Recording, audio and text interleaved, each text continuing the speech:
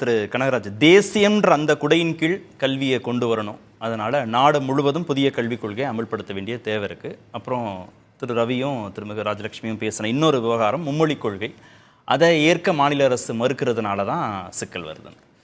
இந்த மும்மொழி கொள்கைங்கிற இந்த பம்மாத்தெல்லாம் இங்கே வேண்டாம். யூபியில், மத்திய பிரதேசத்தில், குஜராத்தில் என்ன மூன்றாவது மொழி கற்பிக்கிறீங்க டேட்டா பிரகாரம் சொல்லணும், பொதுவாலாம் சொல்லக்கூடாது. எந்த டேட்டாவும் எந்த அஃபிஷியல் இதுலேயும் இல்லை, அதனால் அவங்க இல்லை.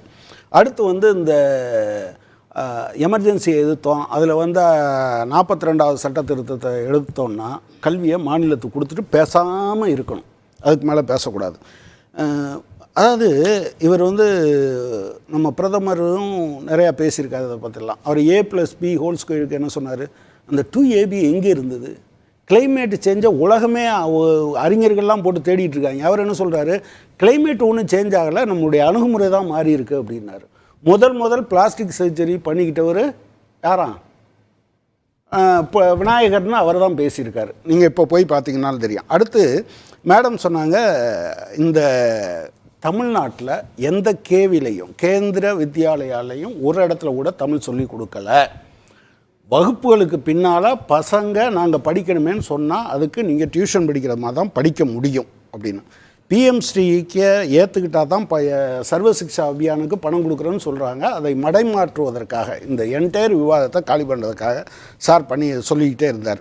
அடுத்து மேடம் அமைச்சர் நிதி கொடுத்தாச்சுன்றார். எது 23-24 கல்வியாண்டுக்கான 4 இன்ஸ்டால்மெண்ட்டையும் கொடுத்துட்டோம் அப்படின்னு திரு தர்மேந்திர பிரதான் சொல்றாரு. 4000 கோடி 24-25 கல்வியாண்டுக்கான நிதி அலாக்கேட் ஆகிருக்குங்கிறதையும் அவர் கடிதத்தின் மூலமாக கொடுத்துட்டாங்களா இல்லையாங்கிறதான். இப்படி நிறையா நம்ம கேள்விப்பட்டிருக்கோம். உதாரணமாக நான் உங்கள்கிட்ட சொல்கிறேன். இப்போ நீங்கள் GST காம்பன்சேஷன் எவ்வளோ நாள் நமக்கு கொடுக்காம இருந்தாங்க. கடன் தாரம், கடனை நீங்கள் வாங்கிக்கங்க, வட்டி தாரோன்னு சொன்னாங்களா இல்லையா? தமிழ்நாடு, கேரளா, வெஸ்ட் பெங்கால் கடைசி வர முடியாதுன்னு சொன்ன பிறகு இவங்க பணம் கொடுத்தாங்க. நம்பர் 1.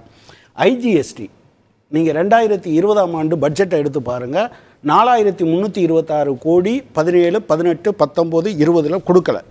3/12/2020 திரு எடப்பாடி பழனிசாமி, அதாவது கூட்டணியாக இருந்தவன்னு சொல்லிடாதீங்கன்னு சொன்னார்ல, அவர் கதறி ஒரு லெட்டர் எழுதியிருக்காரு 3/12. இவங்களுக்கு எடப்பாடி பழனிசாமியா MK ஸ்டாலினாங்கிறது இல்லை, தமிழக மக்கள் மீது தீராத வன்மம். 7600 கோடி செலவழிச்சிருக்கோம், 4600 கோடி நீங்கள் எனக்கு தரணும், நீங்கள் வெறும் 1700 கோடி கொடுத்துருக்கீங்கன்னு அவர் ஒன்று எழுதியிருக்காரு. அடுத்து மேடம் சொன்னாங்க, நீங்கள் எல்லாம் செக் பண்ணு, நம்பணும் சார், செக் பண்ணும். லேட்ரல் என்ட்ரி நீங்கள் என்னாச்சு? 3 வேளாண் சட்டம் நீங்கள் என்னாச்சு? பெட்ரோல் டீசல் விலை, கச்சா எண்ணெய் குறைஞ்சா குறைப்பேன்னு சொன்னீங்கல்ல, இன்றைக்கி $69, கொஞ்ச நாளைக்கு முன்னால் $88, என்னாச்சு அதை சொல்லுங்கள். GST வந்தால் உங்களுக்கு எல்லாம் கிடைக்குன்னு சொன்னீங்க, என்னாச்சு? நீங்கள் சொன்னபடி இருந்திருந்தால் இந்நேரம், அதாவது நிதி ஆயோக் சொன்னதை கேட்டிருந்தோன்னா மாவட்ட தலைமை மருத்துவமனைகள் பாதி காலியாக இருக்கும்.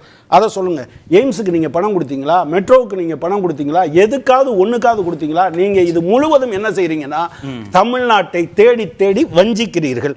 அப்புறம் சார் சொன்னார், இல்லை அதுக்கான அரசியல் நோக்கம் புரியல. நான் திருப்பி வரேன். தமிழ்நாட்டை தேடி தேடி மத்திய அரசு, பாஜக அரசு வஞ்சிக்கிறதுனா இல்லை. இப்போது பரந்தாமன் ஐயா சொல்லும்போது ஒன்று சொன்னார், ஃபினான்ஸ் நெருக்கடி இருந்ததுங்க அந்த காலத்தில், காங்கிரஸ் காலத்தில், அதனால தாங்க கொடுக்க முடியல. இப்போ ஃபினான்ஸ் நல்லா இருக்குங்க மோடியோடைய அரசில், அதில் கொடுக்க வேண்டியதானே அப்படிங்கிற ஒரு கருத்தை முன் வச்சார். என்னோடய கேள்வி என்ன அப்படின்னா, அதுக்கு நியாயமான காரணம், நீ பதில் என்ன சொல்லணும்னா, நான் என்னுடைய 40 வயசு வரைக்கும் டேக்ஸ் கட்டிகிட்டு இருந்தேன் உங்களை மாதிரி எல்லோரும் மாதிரி. ஆனால் அந்த டேக்ஸ் மத்திய அரசுக்கு போகாமல் இருந்தது, மாநில அரசுக்கு போகாமல் இருந்தது. நிதி நெருக்கடி வந்தது. GST வந்ததுக்கப்புறம் நான் டேக்ஸ் கட்டினா அது அரசுக்கு போகுது. அதனால் இப்போ பணம் நிறையா கலெக்ட் ஆகுது. நிறைய பணம் கலெக்ட் ஆகும்போது கொடுக்க முடியும் அப்படிங்கிற கேள்வி வருது. 12 கோடி கடன் வாங்கி 12/4/2024 SSA உடைய ஒரு கூட்டம் உங்களுக்கு சேனலுக்கு நான் அனுப்பி வச்சுருக்கேன். அதில் எல்லா மாநிலத்தையோடையும் உட்கார்ந்து பேசுகிறாங்க. நீங்கள் கடிதம் எழுதினது எப்போ 15/3 நிலுவைத் தொகை வரணும்னு 12/4 கொடுத்துட்டு அதில் தமிழ்நாட்டுக்கு என்ன சொல்லியிருக்காங்கன்னா, ஸ்பில் ஓவர் அமௌண்ட் 155 கோடி போன வருஷம் கொடுக்க வேண்டியது கொடுக்காம விட்டது 155 கோடி, இந்த வருஷம் 592 கோடிங்கிறது வரும் அப்படிங்கிறத டிக்ளேர் பண்ணியிருக்காங்க. ஸோ இது வித்தல்ட் இல்லை, பிடிச்சு வைத்திருக்கிற இதில் நிலுவைத் தொகை தான் அப்படிங்கிறத நம்ம புரிஞ்சுக்கிறோம். மூணாவது 5 மாநிலம் மட்டும் இந்த கேள்வியை கேட்குது, ஆனால் மற்ற மாநிலங்கள் எல்லாம் ஒத்துக்கொண்டிருக்கு அப்படிங்கிறத நம்ம பார்க்குறோம். கேந்திரிய வித்யாலயாவை பற்றி எனக்கு ஒன்றே ஒன்று எக்ஸ்பிளைன் பண்ணுங்க. கேந்திரிய வித்யாலயா பள்ளிங்கிறது பல மாநிலங்களிலிருந்து டிரான்ஸ்ஃபர் ஆகி வரக்கூடியவங்க படிக்கக்கூடிய ஒரு பள்ளின்னு தான் நான் படிச்சிருக்கேன், எனக்கு தெரியும். கேந்திரிய வித்யாலயாங்கிறது மத்திய அரசு தமிழ்நாட்டுக்கு தொடங்கிய ஒரு கல்வி இல்ல, இந்தியா பூரா வெளிமாநிலங்களிலிருந்து வரக்கூடியவங்களுக்கு. 25% தமிழ் யாருக்கு கற்றுக் கொடுக்கணும்னா 25% சாமானிய மனிதர்களும் படிக்கலாம். இல்ல படிக்கலாம், தமிழ்நாட்டை சேர்ந்தவங்க தான், அவங்களுக்கு தமிழ் வேணும் தானே. நான் அப்படி பார்த்தா கான்வென்ட் ஸ்கூல்ல வந்து 25% ஏழை மாணவர்களுக்கு சீட்டு கொடுக்கணும் அப்படின்னு இருக்கு. அது வந்து கொடுக்கலங்கிறது ஒவ்வொரு கான்வென்ட்க்கு அவன் பிரைவேட், நீங்க கவர்மெண்ட். இது ஏன் வரி பணம்? ரெண்டாவது ஒரே ஒரு விஷயம், இன்னைக்கு நடந்த ஜிஎஸ்டி கூட்டத்துல ஐஜிஎஸ்டில எந்தெந்த மாநிலங்களுக்குலாம் அது கொடுக்க வேண்டிய அமௌண்ட்டை விட அதிகமா நாங்க செலவு பண்ணிருக்கோங்கிறத டிக்ளேர் பண்றேன் நிர்மலா சீதாராமன் சொல்லிருக்காங்க. நாளைக்கு ஒரு பத்திரிகையில தமிழ்நாடு எத்தனை அதிகமாக பெற்றுக் கொண்டிருக்குங்கிற தகவல் வரும்.